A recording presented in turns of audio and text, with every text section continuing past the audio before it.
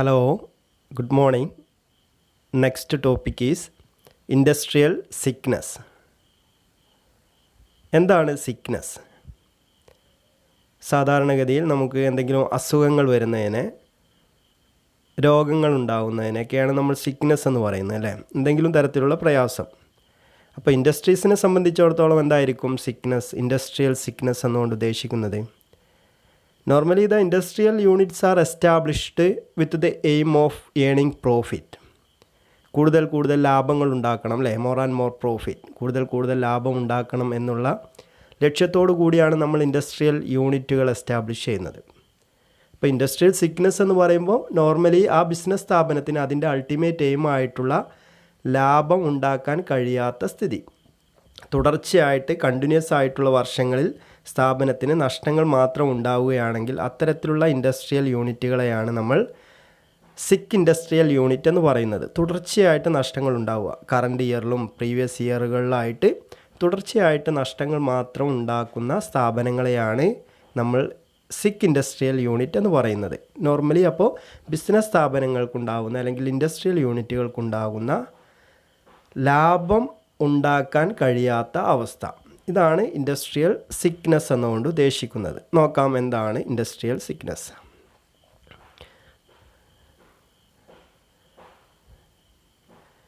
Industrial sickness usually refers to a situation when an industrial unit performs poorly, incurred losses for several years, and often default in its debt repayment obligation.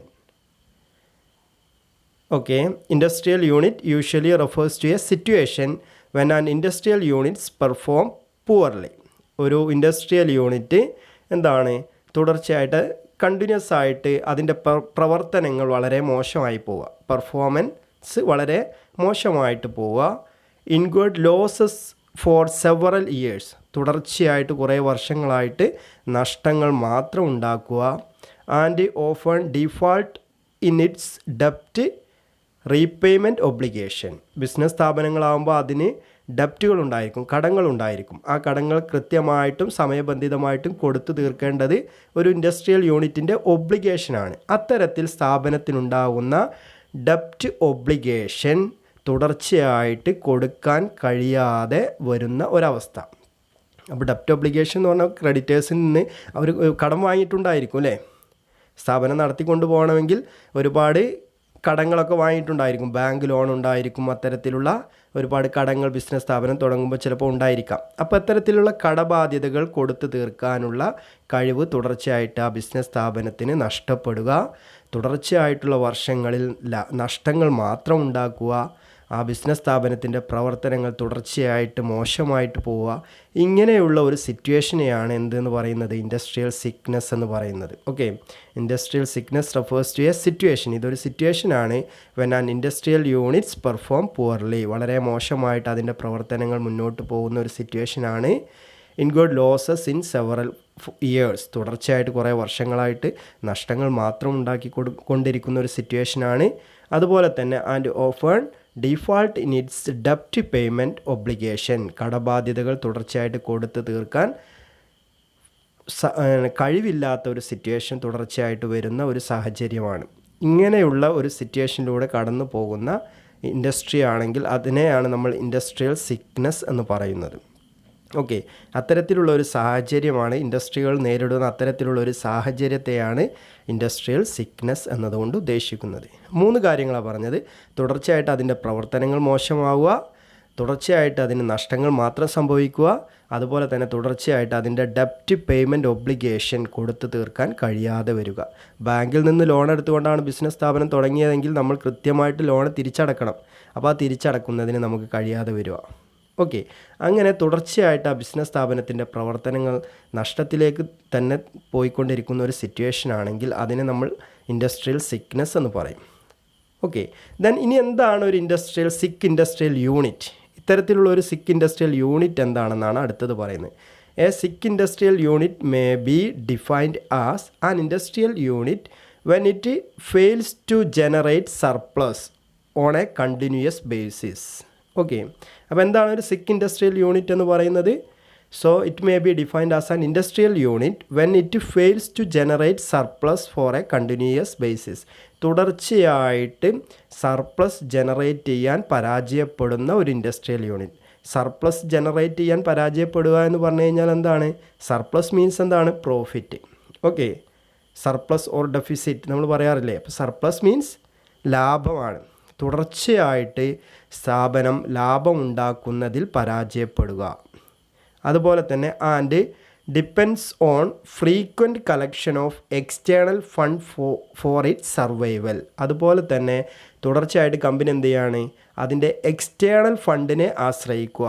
Four it survival, അതിൻ്റെ അതിജീവനത്തിന് വേണ്ടിയിട്ട് എന്ത് ചെയ്യുക? Frequent ആയിട്ട് external ഫണ്ടിനെ ആശ്രയിക്കുക. അപ്പോൾ കമ്പനിയുടെ കയ്യിൽ പണം ഉണ്ടാവില്ല, അതുകൊണ്ടാണല്ലോ നഷ്ടത്തിലേക്കാവുന്നത് അല്ലേ? കടബാധ്യതകൾ കൊടുത്തു തീർക്കാൻ കഴിയുന്നില്ല, നഷ്ടങ്ങൾ തന്നെ സംഭവിക്കുന്നു. അപ്പോൾ കമ്പനിയുടെ കയ്യിൽ ആവശ്യത്തിനുള്ള പണം ഉണ്ടാവില്ല.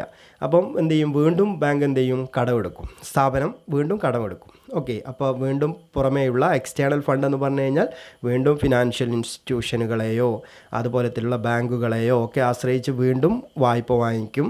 എന്നിട്ട് എന്ത് ചെയ്യും?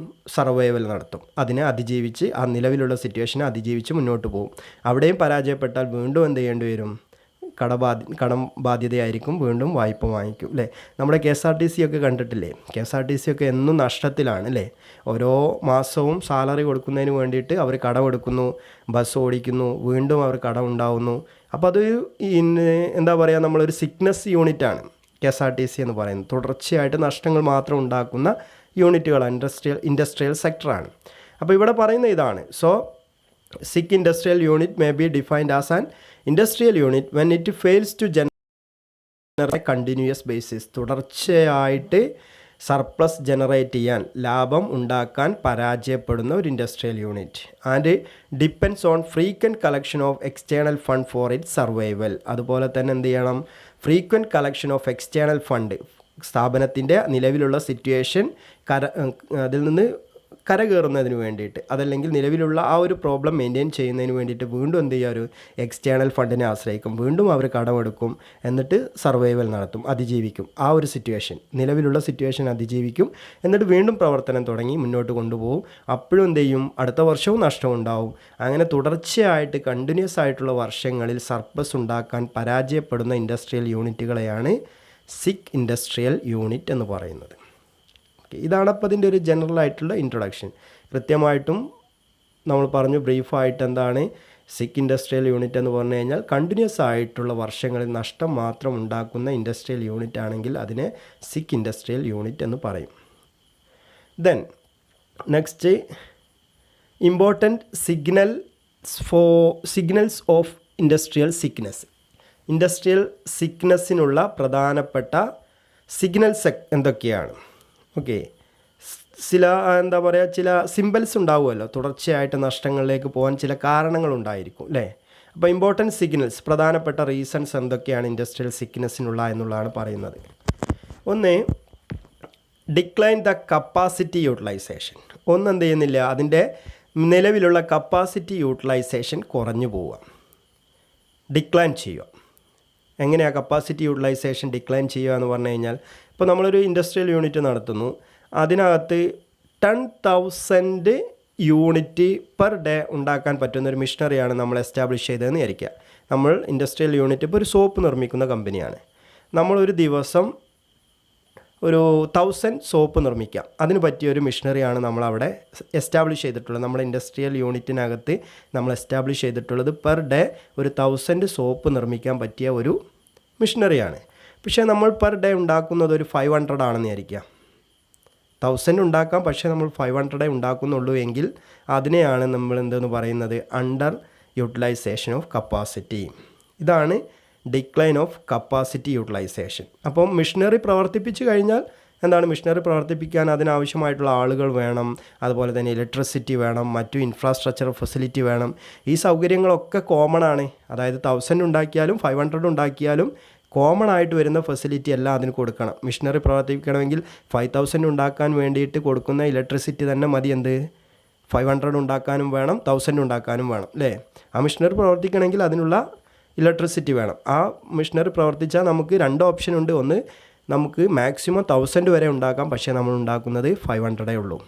അപ്പോൾ അവിടെ നമ്മൾ കപ്പാസിറ്റി മാക്സിമം യൂട്ടിലൈസേഷൻ നടത്തുന്നില്ല. ഇതാണ് ഡിക്ലൈൻ ദ കപ്പാസിറ്റി യൂട്ടിലൈസേഷൻ. ഇതെന്തിലേക്ക് പോകും? ഇൻഡസ്ട്രിയൽ സിക്നെസ്സിനുള്ള ഒരു റീസണാണ്. ഓക്കെ, സിഗ്നലാണ്. രണ്ടാമത്തെ, shortage of liquid fund to meet the short term financial obligation. കമ്പനിക്കുണ്ടാവുന്ന ഷോർട്ട് ടേം ഫിനാൻഷ്യൽ ഒബ്ലിഗേഷൻ ഉണ്ട്, അത് മീറ്റ് ചെയ്യാൻ ആവശ്യമായിട്ടുള്ള ലിക്വിഡ് ഫണ്ട് കമ്പനിയുടെ കയ്യിലില്ലാതിരിക്കുക. ലിക്വിഡ് ഫണ്ട് എന്ന് പറഞ്ഞു കഴിഞ്ഞാൽ ഡേ ടു ഡേ ആവശ്യങ്ങൾക്ക് വേണ്ടി വരുന്ന ഫണ്ടാണ്. Shortage of liquid fund, that means എന്ത് ചെയ്യണം? അതിൻ്റെ ഡേ ടു ഡേ ഓപ്പറേഷൻ നടത്താൻ ആവശ്യമായിട്ടുള്ള വർക്കിംഗ് ക്യാപിറ്റൽ വേണം. പിന്നെ അതുപോലെ തന്നെ സാലറി കൊടുക്കണം, വേജ് കൊടുക്കണം, അല്ലേ? അതുപോലെ തന്നെ റോ മെറ്റീരിയൽ വാങ്ങിക്കണം. ഇങ്ങനെയുള്ള കാര്യങ്ങൾക്കൊക്കെ വേണ്ടിയുള്ള പണത്തിൻ്റെ അപര്യാപ്തത, ഇതാണ് shortage of liquid fund to meet the short term financial obligation. Short term financial obligation meet ചെയ്യാൻ ആവശ്യമായിട്ടുള്ള ലിക്വിഡ് ഫണ്ടിൻ്റെ അപര്യാപ്തത. Third, inventories in excessive quantity. സ്ഥാപനത്തിനകത്ത് ഇൻവെൻട്രീസ് വളരെയധികം കൂടിപ്പോവുക, ആവശ്യത്തിൽ കൂടുതൽ സ്റ്റോക്ക് ഉണ്ടാക്കി വെക്കുക സ്ഥാപനത്തിനകത്ത്. ഇൻവെൻട്രീസ് മീൻസ് എന്താ? സ്റ്റോക്കാണ്. ഓക്കെ, അപ്പം സാധനങ്ങൾ ഫാക്ടറിക്കകത്ത് കണ്ടമാനം നമ്മൾ ഉണ്ടാക്കുന്നുണ്ട്, ഒത്തിരി ക്വാണ്ടിറ്റി ഉണ്ടാക്കുന്നുണ്ട്. പക്ഷേ ഇതെന്ത് ചെയ്യുന്നില്ല? നമ്മൾ ഇഫക്റ്റീവായിട്ട് സെയിൽസ് നടക്കുന്നില്ല, മാർക്കറ്റിംഗ് നടക്കുന്നില്ല. അപ്പോൾ സ്ഥാപനത്തിനകത്ത് ഇങ്ങനെ ഇൻവെൻട്രീസ് കെട്ടിക്കിടക്കും. ഇതാണ് എക്സസ് ക്വാണ്ടിറ്റി വരുന്നത്, ഇൻവെൻട്രീസ് വരുന്നത്. അങ്ങനെ എക്സസ് ക്വാണ്ടിറ്റി ഇൻവെൻട്രീസ് വരുന്നത് സ്ഥാപനത്തിൻ്റെ സിക്നെസ്സിലേക്ക് നയിക്കും. അതാണ് third point. Fourth point, frequent break down in plant and equipments. സ്ഥാപനത്തിനകത്ത് എസ്റ്റാബ്ലിഷ് ചെയ്തിട്ടുള്ള പ്ലാന്റ് ആൻഡ് എക്യുപ്മെൻറ്റ്സിൻ്റെ ഫ്രീക്വൻ്റ് ആയിട്ടുള്ള ബ്രേക്ക് ഡൗണുകൾ സംഭവിക്കുക.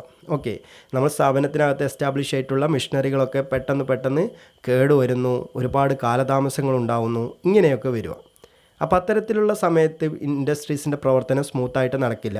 ഒരു ദിവസം എല്ലാ എംപ്ലോയീസും വന്നു, അന്ന് എന്ത് ചെയ്യാണ്? പിന്നെ സ്ഥാപനത്തിൻ്റെ എന്ത് ചെയ്യുകയാണ്? മിഷനറിക്ക് ചില കേട് പറ്റിയെന്നായിരിക്കുക.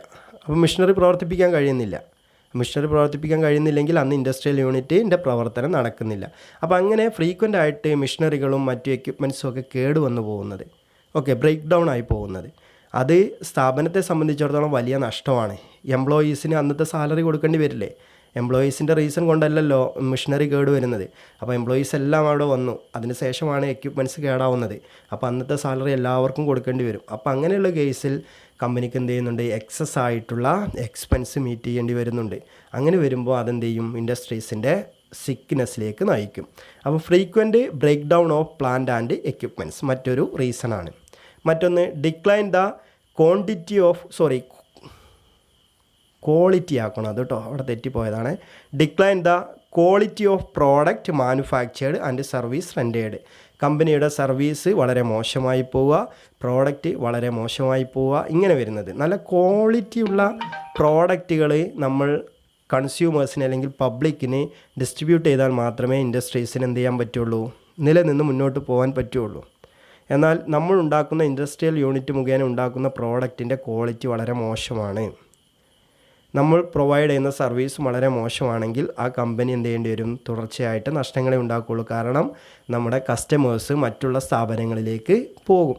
അപ്പം ക്വാളിറ്റിയുള്ള പ്രോഡക്റ്റുകളല്ലാതിരിക്കുക, നമ്മൾ കൊടുക്കുന്ന സർവീസ് നല്ലതല്ലാതിരിക്കുക, ഇങ്ങനെയൊക്കെ വരുമ്പോൾ എന്ത് ചെയ്യും?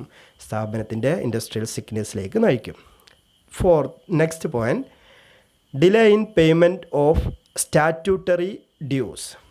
സ്റ്റാറ്റ്യൂട്ടറി പേയ്മെൻറ്റ്സ് ഒരു ഇൻഡസ്ട്രിയെ സംബന്ധിച്ചിടത്തോളം അതിന് കുറേ സ്റ്റാറ്റ്യൂട്ടറി പേയ്മെൻറ്റ്സ് നടത്താനുണ്ട്, നിയമപരമായിട്ട് കൊടുക്കേണ്ട കുറേ പേയ്മെൻറ്റ്സ് ഉണ്ട്. ഈ സ്റ്റാറ്റ്യൂട്ടറി പേയ്മെൻറ്റ്സിൻ്റെ ഡ്യൂ ഉണ്ടാവുക. സ്റ്റാറ്റ്യൂട്ടറി പേയ്മെൻറ്റ്സ് മീൻസ് എന്താണ്? PF, എംപ്ലോയീസിന് കൊടുക്കേണ്ട PF, ESI ഉണ്ട്, ദെൻ സെയിൽസ് ടാക്സ് ഉണ്ട്, എക്സൈസ് ഡ്യൂട്ടി ഉണ്ട്, അല്ലേ? ഗവൺമെൻറ്റിന് കമ്പൽസറി ആയിട്ട് സ്ഥാപനം കൊടുക്കണ്ടേ? കമ്പനിക്ക് ലാഭമാണെങ്കിൽ കമ്പനി എന്ത് ചെയ്യണം? തുടർച്ചയായിട്ട് എന്ത് ചെയ്യേണ്ടി വരും? ടാക്സ് കൊടുക്കേണ്ടി വരും, അല്ലേ? അപ്പോൾ കമ്പനിയെ സംബന്ധിച്ചിടത്തോളം നിർബന്ധമായിട്ടും ഗവൺമെൻറ് കൊടുക്കേണ്ട ടാക്സുകൾ കൊടുക്കാതെ കഴിയാതെ പോവുക, PF എംപ്ലോയീസിന് കൊടുക്കേണ്ട PF കൊടുക്കാൻ കഴിയാതെ പോവുക, ESI കൊടുക്കാൻ കഴിയാതെ പോവുക, ഇങ്ങനെയുള്ള കാരണങ്ങൾ സ്റ്റാറ്റ്യൂട്ടറി ഡ്യൂസിൻ്റെ പേയ്മെൻറ്റ് നടത്തുന്നതിൽ ഡിലേ വരുന്നത് എന്തിലേക്ക് നയിക്കും? ഇൻഡസ്ട്രിയൽ സിക്നെസ്സിലേക്ക് കാരണമാകും. Then decline technical efficiency. കമ്പനിയുടെ ടെക്നിക്കൽ എഫിഷ്യൻസി ഡിക്ലൈൻ ചെയ്തു പോവുക, മോശമായി പോവുക. നമ്മുടെ മോഡേൺ ബിസിനസ് വേൾഡ് എന്ന് പറയുന്നത് വളരെ ഹൈലി ടെക്നോളജിക്കലി ഡെവലപ്ഡ് ആണ്. അപ്പോൾ നമ്മുടെ സ്ഥാപനം ഉപയോഗിക്കുന്ന ടെക്നോളജി എന്ത് ചെയ്യണം? ഹൈലി ഡെവലപ്ഡ് ആയിട്ടുള്ള ടെക്നോളജി ആവണം. ഹൈലി സോഫിസ്റ്റിക്കേറ്റഡ് ആയിട്ടുള്ള മെഷീനറികളും മറ്റുമൊക്കെ നമ്മൾ ഉപയോഗിക്കണം അല്ലേ? അതല്ല എങ്കിൽ നമുക്ക് മറ്റുള്ള കോമ്പറ്റീറ്റേഴ്സുമായിട്ട് കിടമത്സരം നടത്തി പിടിച്ചു നിൽക്കാൻ പറ്റില്ല. അപ്പം ഹൈലി കോമ്പറ്റീറ്റീവ് ആയിട്ടുള്ള ഈ ബിസിനസ് വേൾഡിൽ നമ്മുടെ ടെക്നോളജിയുടെ എഫിഷ്യൻസി മോശമായി കഴിഞ്ഞാൽ അതും ഇൻഡസ്ട്രിയൽ സിക്നെസ്സിലേക്ക് കാരണമാകും. അപ്പോൾ ഡിക്ലൈൻ ടെക്നിക്കൽ എഫിഷ്യൻസിയാണ് മറ്റൊരു പോയിൻ്റ് പറയുന്നത്. ഓക്കെ, അപ്പോൾ ഇത്രയാണ് ഇമ്പോർട്ടൻറ്റ് സിഗ്നൽ ഓഫ് ഇൻഡസ്ട്രിയൽ സിക്നെസ്സിലുള്ള പ്രധാനപ്പെട്ട സിഗ്നൽസ്. ഇത്തരം കാര്യങ്ങളൊക്കെ ഉണ്ട് എങ്കിൽ ഭാവിയിൽ ആ ഒരു ബിസിനസ് സ്ഥാപനം എന്ത് ചെയ്യും? ഇൻഡസ്ട്രിയൽ സിക്നെസ്സിലേക്ക് അല്ലെങ്കിൽ അതൊരു സിക്ക് ഇൻഡസ്ട്രിയൽ യൂണിറ്റായി മാറാനുള്ള സാധ്യതയുണ്ട്. അപ്പോൾ മാനേജേഴ്സ് എല്ലാം എന്ത് ചെയ്യണം? ഇത്തരം കാര്യങ്ങളിൽ വളരെയധികം ശ്രദ്ധിക്കണം. എന്നാൽ മാത്രമേ അതിൻ്റെ എഫിഷ്യൻസി അല്ലെങ്കിൽ പ്രവർത്തനം നല്ല രീതിയിലാവുകയുള്ളൂ. ഓക്കെ, ഒന്നുകൂടെ പറയാൻ പെട്ടെന്നൊന്ന് നോക്കാം. ഒന്നെന്താ പറഞ്ഞേ? സിഗ്നൽ ഒന്ന് കപ്പാസിറ്റി യൂട്ടിലൈസേഷൻ കുറഞ്ഞു പോവുക. ഓക്കെ, മാക്സിമം കപ്പാസിറ്റി നമ്മൾ യൂട്ടിലൈസ് ചെയ്യണം. ഒരു 10,000 ഉണ്ടാക്കാൻ പറ്റിയൊരു മെഷീനറി ആണെങ്കിൽ അതിൽ നിന്ന് 10,000 തന്നെ ഉണ്ടാക്കണം നമ്മൾ. അല്ലാതെ അതിൽ നിന്ന് 10,000 ഉണ്ടാക്കുവാൻ കപ്പാസിറ്റി ഉള്ള ഒരു മെഷീനറി ഉപയോഗിച്ച് നമ്മൾ 5,000 ഉണ്ടാക്കി കഴിഞ്ഞാൽ നമുക്ക് നഷ്ടമായിരിക്കും. അപ്പോൾ ഈ കപ്പാസിറ്റി മാക്സിമം യൂട്ടിലൈസ് ചെയ്യണം. അത് കുറഞ്ഞു പോകുന്നത് ഇൻഡസ്ട്രിയൽ സിക്നെസ്സിലേക്ക് കാരണമാകും. പിന്നെ ലിക്വിഡ് ഫണ്ട് ആവശ്യമാണ്. Okay, short time financial obligation meet ചെയ്യുന്നതിന് ലിക്വിഡ് ഫണ്ട് ആവശ്യമാണ്. അപ്പോൾ ലിക്വിഡ് ഫണ്ടിൻ്റെ ഷോർട്ടേജ്. പിന്നെ ഇൻവെൻട്രീസ് എക്സസ് ആയി പോവുക.